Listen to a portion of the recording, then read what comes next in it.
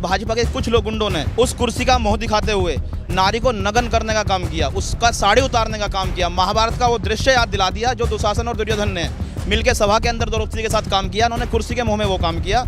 इसी से परेशान होकर जिस देश में नारी का सम्मान कोई सत्ता में बैठे लोग नहीं कर सकते, ऐसी सरकार को नकारने का काम इस बार जनता करेगी। यार जिनका ज़मीर बिका हुआ है, क्या वो ज़मीन बचाएंगे किसी की? जिनका ज़मीर ही नहीं है वो ज़मीन कैसे बचाएंगे? आपने मैनिफेस्टो पढ़ा?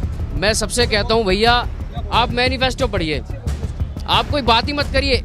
बीजेपी का और गठबंधन का दोनों का मैनिफेस्टो पढ़िए, उसमें आपको बिल्कुल सब पता चल जाएगा क्लियर।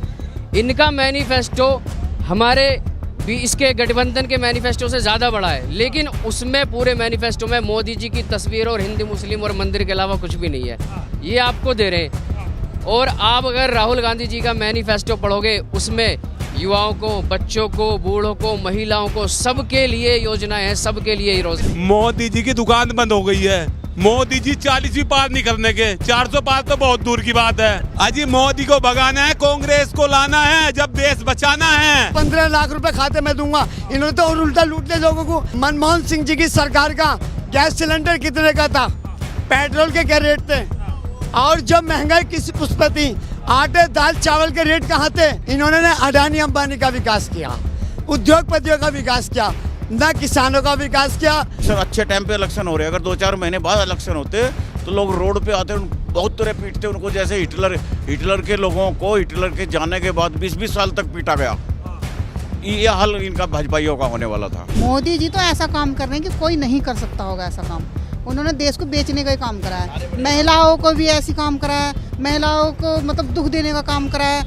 नहीं किसी की नौकरी है, नहीं किसी का कुछ है। आज हमारे घर में खाने को नहीं है, गरीब आदमी मजदूरी करता है, क्या कमाता है 500 रुपये डेली, उसमें से क्या वो बच्चों को फीस भर लेगा, क्या बच्चों को मतलब पढ़ा लेगा, कपड़े दिला देगा, चप्पल जूता दिला देगा, क्या दिला देगा 500 रुपये में? आज मुझे 50,000 पेंशन अगर मिल रही है तो ये कांग्रेस की देन है।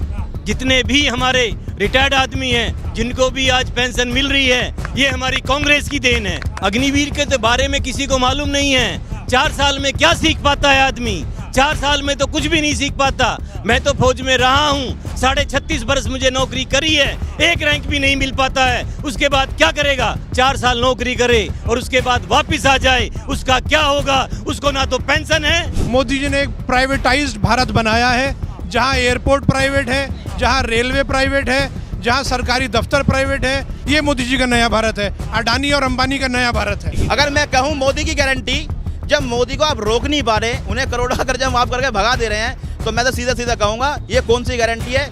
मोदी लाओ, देश लुटाओ और मोदी भगाओ। लोकसभा चुनाव 2024 के पहले चरण का मतदान हो चुका है। अब दूसरे चरण के मतदान की बारी है, लेकिन दूसरे चरण के मतदान से पहले देश के प्रधानमंत्री को अपनी हार इतनी करीब दिख रही है कि वो बौखला गए हैं। इस कदर बौखला गए हैं कि वो कांग्रेस के मैनिफेस्टो को लेकर झूठ फैला रहे हैं। मंगलसूत्र, मछली, मांस और मटन की बात करने लगे हैं प्रधानमंत्री जी, और जब 14 में वो चुनाव लड़ने आए थे तो विकास की बात करते थे। ऐसे में आज मैं गाजियाबाद में हूँ, गाजियाबाद में दूसरे चरण में मतदान होना है। तमाम लोग मेरे साथ मौजूद हैं। ये क्या सोचते हैं, क्या वाकई में इन पे मंगलसूत्र का मुद्दा हावी होगा या विकास का मुद्दा हावी होगा? क्या नाम हुआ आपका, और ये जो चुनाव दूसरे चरण का आप देख रहे हैं, इसको कैसे आप देखते हैं? मेरा नाम अब्बास हैदर है और मैं गाजियाबाद लोकसभा से हूँ।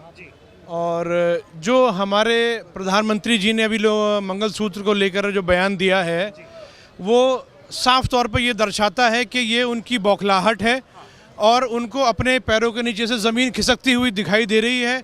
इसलिए वो अपनी पुरानी जो उनका अंदाज़ है, जो उनकी शैली है जुमलेबाजी वाली और बिना तथ्यों के और बिना किसी आधार के बोलने, जो उनके भाषण देने का तरीका है, वो उसी पे उतर आए हैं।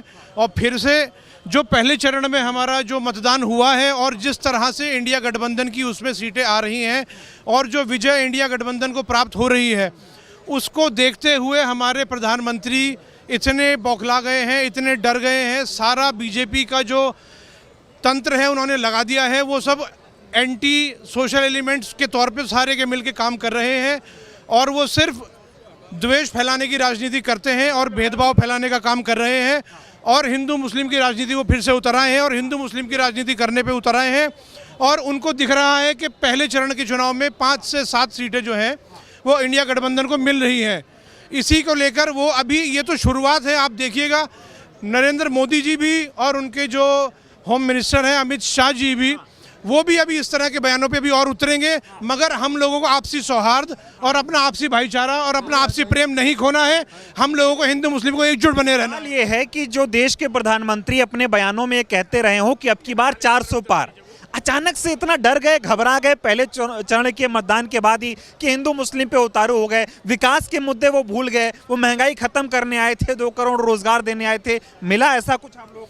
देखिए, ना तो धरातल पर रोजगार है, ना धरातल पर विकास है, ना ही धरातल पर कोई भी महंगाई मिटाने का हमें कहीं से कहीं तक भी कोई सन गुमान नहीं है। हमें सिलेंडर हमारा आसमान छू रहा है रेट, पेट्रोल हमारे जो हमसे निचले स्तर पर देश हैं उनसे भी महंगे रेट पर हमारा पेट्रोल और डीजल बिक रहा है। और नौकरियों को तो भूल ही जाइए, जो उन्होंने वादा किया था 1 साल में हम 1 करोड़ नौकरियां देंगे, वो पूरे 10 साल में भी 1 करोड़ नौकरियां नहीं दे पाई है भारतीय जनता पार्टी। तो फिर 400 पार की कैसे बात? 400 पार की हालत आपको मैं ये बताता हूँ। 400 पार का उनका ये है ज़मीनी स्तर के वो गाज़ियाबाद में रोड शो करने वहाँ आए हैं, जहाँ उन्हें जो सबसे बड़ा गढ़ माना जाता है सारी लोकसभाओं में। अगर उन्हें लगता है कि 400 पार का नारा उनका सही है और वो ज़मीनी रूपरेखा अपना रहा है, तो वो गाज़ियाबाद आकर रोड शो नहीं करते। इतना बड़ा राष्ट्रीय स्तर का नेता, देश का प्रधानमंत्री गाज़ियाबाद आकर रोड शो नहीं करता अगर उन्हें लगता है कि 400 पार भारतीय जनता पार्टी जा रही है। ये सिर्फ एक जुमला है। जैसे उन्होंने पिछली बार कहा था कि हर एक भारतीय के खाते में 15 लाख रुपए आएंगे, ऐसे ही वो इस बार लोकसभा में हार के बाद ये बोल देंगे ये हमारा एक जुमला था 400 पार। वो कह रहे मोदी को वोट दो, 400 सीटें लाओ, विकसित भारत बनाओ। देखिए, 10 साल में कोई भारत में विकास हो नहीं पाया। भारत में कोई विकास वो 10 साल में दे नहीं पाए। अभी क्या बातें करते हैं वो, अभी हमें आप 10 साल और दीजिए तब हम विकास देंगे। टेलर है, पिक्चर देखो ना। देखिए, पिक्चर के अंदर क्या है वो ट्रेलर में ही दिख जाता है। तो ये हमारे ट्रेलर से ही दिखाई दे रहा है कि पिक्चर फ्लॉप है और जो उसके अदाकार हैं वो पुराने हो गए हैं और जनता उसके अदाकारों से ऊब चुकी है। जुमलेबाजी से इस देश में कोई काम हो, बाजी से इस देश में कोई काम नहीं चलने वाला। जनता ने उन्हें नकार दिया है और पहले चरण के चुनाव ने बहुत ही अच्छा मैसेज दिया है। सारा ये चुनाव जो भारतीय जनता पार्टी हिंदू मुस्लिम को मुद्दा रखते हुए लड़ना चाहती थी, जनता ने इसका जवाब बहुत ही करारे तमाचे की तरह भारतीय जनता पार्टी को दे दिया है। हिंदू मुस्लिम चुनाव नहीं होने दिया है, विकास के मुद्दों पे चुनाव हुआ है। कह रहे मोदी जी पूरा विश्व भारत के चुनाव को देख रहा है, अब की बार डंका बजेगा। बिल्कुल, मैं उनके इस बात का जवाब इस तरह से देना चाहता हूँ। पूरा विश्व भारत की तरफ देख रहा है, पूरा विश्व देख रहा है कैसे मणिपुर जलता रहा और किस तरह से ना ही हमारे देश के प्रधानमंत्री, ना ही गृह मंत्री, ना ही रक्षा मंत्री, ना ही हमारे भारत देश की आर्मी वहाँ कोई नहीं गई। मणिपुर के लोग आज की तारीख में भी जल रहे हैं। मैती और कुकी की लड़ाई में हमारा देश जल रहा है। चीन ने हमारी हज़ारों वर्ग मीटर की ज़मीन कब्जा ली है और ये लाल आंखें दिखाने की बातें करते हैं और ज़मीनी स्तर पे कुछ नहीं है। सियाचिन जाके कसम और वादे पूरे कराते हैं। कोई हिम्मत हो तो अरुणाचल प्रदेश जाए और अपनी भारत की धरती बचाए। चीन का तो नाम ही नहीं ले पा रहे मोदी जी, सिर्फ मंगलसूत्र निकल रहा है मुंह से इनके। मंगलसूत्र इसलिए निकल रहा है क्योंकि हिंदू मुस्लिम का खेल उनका वो चीन के सामने नहीं चल सकता। उन्हें मालूम है कि ज़मीनी उनकी क्या है वास्तविकता।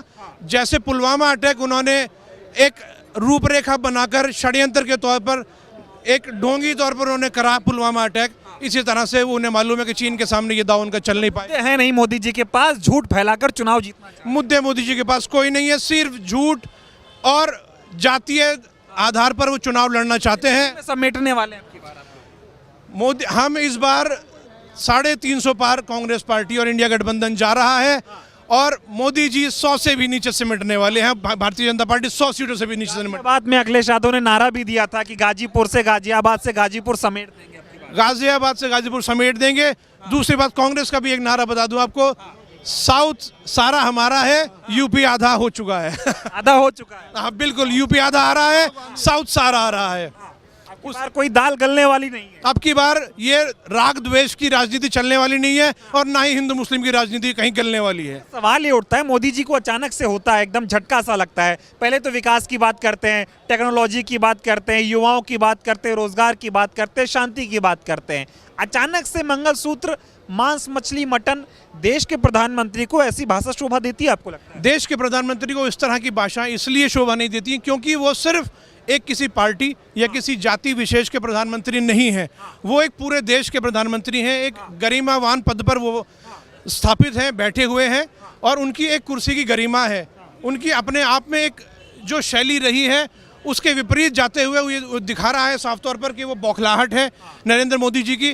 वो हिंदू मुस्लिम में, सिख ईसाई में, मंगलसूत्र में और धर्म में अपने चुनाव को बांटना चाह रहे हैं। बट रही है जनता बिल्कुल नहीं बट रही। पहले चरण में आप भली भांति वाकिफ हैं, पहले चरण में जनता ने हिंदू मुस्लिम को और हमारे राग द्वेष की राजनीति को पूरी तरह से नकार दिया है। और क्या नाम ओम प्रकाश फौजी है, मैं पिछले साल रिटायर हुआ हूँ और आज मुझे 50,000 पेंशन अगर मिल रही है तो ये कांग्रेस की देन है।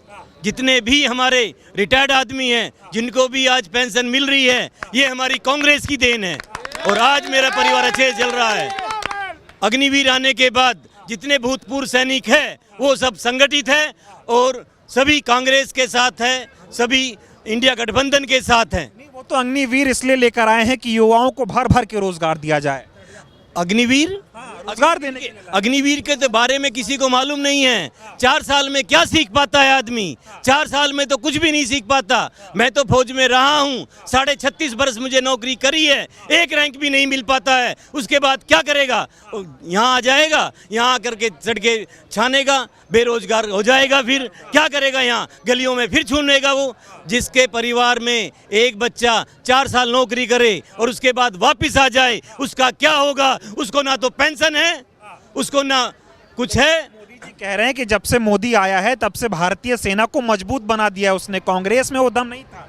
कांग्रेस में दम था तभी तो आज मुझे 50,000 मिल रहा है, तभी तो आज सभी सैनिकों को मिल रहा है, तभी तो मुझे आज स्वास्थ्य की सेवाएं मिल रही है, सभी को स्वास्थ्य की सेवा मिल रही है। अग्निवीर को कौन सी स्वास्थ्य की सेवा है? ना उसे कैंटीन की सुविधा है, ना उसे स्वास्थ्य की सेवा है। बड़ी बात है वो देश की रक्षा कर रहा है, उसको शहीद तक का दर्जा अग्निवीरों को मिल नहीं रहा है। सर कुछ भी नहीं मिल रहा है, ये केवल जुमला है, जुमला है और केवल जुमला है। हम सभी नौजवान अब प्रधानमंत्री के जुमले में नहीं आएंगे, नहीं आएंगे।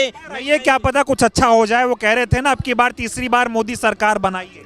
2 बार तो हमने देख लिया है, तीसरी बार हम उनको नकार देंगे और हमारा कांग्रेस के और डोली साहब के साथ हम लोग इसकी नाराजगी, गाजियाबाद की बात करें, नाराजगी खास तौर पर मोदी से किस बात की है? मोदी से नाराजगी तो है ही, तभी तो यहाँ आया है। यहाँ पे क्या है? ना तो महिला सुरक्षा है, ना चोरी का है, रोज सीन झपटी होती है, लोग डरे हुए हैं। प्रशासन ने कुछ भी ऐसा एक्शन नहीं लिया है। आप गांवों में जाके देखिए, किसानों में जाके देखिए, मैं गांव से बिलोंग करता हूं, वहां सड़कों को जाके देखिए, वहां किसानों का क्या हाल है, सैनिकों का क्या हाल है, स्वास्थ्य का क्या हाल है, कुछ भी नहीं है। जो हमारे अरे नया भारत बना, जो कांग्रेस ने पहले अस्पताल बनाए थे उनमें आज कितने डॉक्टरों की कमी है, आज पेपरों में जाकर के देखिए, सैनिक आज परेशान हैं। मोदी जी कह रहे हैं नया भारत बनाया है। देश में 70 साल में कुछ नहीं हुआ जो 10 साल में हो गया। मोदी जी ने जो नया भारत बनाया है उसकी वास्तविकता मैं आपको बताता हूँ। मोदी जी ने एक प्राइवेटाइज्ड भारत बनाया है जहाँ एयरपोर्ट प्राइवेट है, जहाँ रेलवे प्राइवेट है, जहाँ सरकारी दफ्तर प्राइवेट है, जहाँ Bharat government of India undertaking की CL और BL जो जैसी कंपनियां हैं वो प्राइवेटाइजेशन की तरफ जा रही हैं। ये मोदी जी का नया भारत है, अडानी और अंबानी का नया भारत है। अडानी अंबानी को सब दिया जा रहा है, सभी दिया जा रहा है। मैंने तो पूरे भारत में सर्विस की है, हर पोर्ट पे रहा हूं मैं विदेश में भी गया हूं। मैंने तो देखा है कि अडानी और अदानी ही सब जगह चल रहे हैं, इन्हीं का काम चल रहा है और सभी कोई भी प्राइवेट नौकरी अब हमें नहीं मिल रही है। अगर मिल रही है तो उसमें बीमा नहीं है, ना ही हमारा स्वास्थ्य की है, ये तो केवल प्राइवेट चल रहा है सब। अगर किसी एक बच्चा बीमार हो मत देखिए आप, राष्ट्र की सोच। किसी परिवार का एक बच्चा बीमार हो जाता है, उसको जमीन, उसको घर बेचना पड़ता है, तब ये इतने बड़े बड़े अस्पतालों में उसका इलाज चल पाता है। जमीन बेचना पड़ रहा है। मोदी जी कह रहे हैं कांग्रेस ने मैनिफेस्टो में लिखा है कि संपत्तियां बांट देगी। वो कहाँ बांट देगी?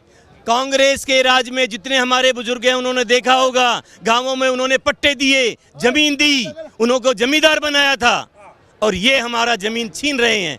भाजपा हमारा जमीन छीन रहा है और हमारा रोजगार छीन रहा है। कांग्रेस ने आज से 40 साल पहले, 50 साल पहले गरीबों को पट्टा दिया, जमीन दी, उनको किसान बनाया। सबकी बात 400 पार कर रहे हैं मोदी जी। 400 पार उनको धरातल पे दिखा देंगे, उनको धरातल पे बिल्कुल उनको कांग्रेस और उसका गठबंधन 350 से ऊपर लेके जाएगा। ये हमारी 350 से ऊपर पार माहौल चल रहा है। मोल आपके सामने है, गठबंधन का नाम है। मोदी जो कह रहे हैं अब की बार बीजेपी की लहर है। मैं मोदी जी को सलाम करता हूं, क्योंकि ऐसी अच्छी अच्छी बातें करते हैं, वो अपने पैरों पे खुद कुल्हाड़ी मार रहे हैं। मैं उनका धन्यवाद करता हूं। कैसे मार रहे हैं बताइए। यार, कभी तुम मंगलसूत्र कह रहे हो, कभी तुम ट्रिपल तलाक कह रहे हो, कभी तुम किसकी बात कर रहे हो। ये तो मैं उनका सौभाग्य मानता हूं कि उन्होंने हमें याद किया। अब पता लग रहा ना इसका मतलब क्या है। अरे ये वोट हमारी है, किसी के बाप की नहीं है। मोदी जी भी एक वोट, मेरी भी एक वोट, हम एक वोट से हम देखना क्या करेंगे। हम चाहते हैं, हम हिंदुस्तान को विकसित बनाना चाहते हैं और प्यार से चाहते हैं। मोदी जी कह रहे हैं कि विकसित भारत उनके राज में बनेगा बीजेपी में। अरे भाई सुनो, उनका अपना काम है, वो कुछ भी कहते हैं, हमें तो अपना मालूम है ना। बच्चे हमारे हैं, हम तुम्हारा क्या नाम है? अमन शुक्ला नाम। अमन शुक्ला जी, तुम्हारी शादी हो चुकी? तुम्हारे भाई की हो चुकी? क्या बच्चे हैं उनके? 2 बच्चे। आप किसके लिए कर रहे हैं अभी से इतना काम? अपने लिए कर रहे हैं, परिवार के लिए। परिवार के लिए। लेकिन जब उनका परिवार नहीं तो करेंगे किसके लिए? देश के लिए। फिर देश तो हम सब कर रहे हैं, हमारा देश है, हम जानते हैं देश की कीमत। बड़ी से बड़ी खबर, क्राइम से लेकर राजनीति तक किस नेता ने 5 साल में क्या काम कराया।